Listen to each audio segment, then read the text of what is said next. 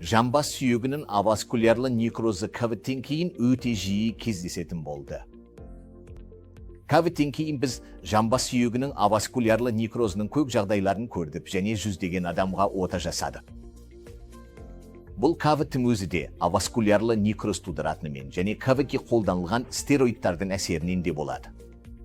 Белгілері шап аймағында ауырсыну, ақсау, жүруде қиындықтар. Рентгенде кейде бәрі қалыпты көрінуі мүмкін. Үміт зерттеуі аваскулярлы некрозды анықтайды. Маңызды факт: егер сіз бастапқыда диагноз қойсаңыз, біз жамбас буынын сақтай аламыз. Біз табиғи жамбас буынын сақтай аламыз. Кешіктірілсе, буынды ауыстыруға тура келеді. Әсіресе бұл науқастар жас адамдар болғандықтан буын ауыстыру онша жақсы емес. Ерте анықталса, жамбас буынын сақтап қалуға болады. Олар қалыпты өмір сүре алады.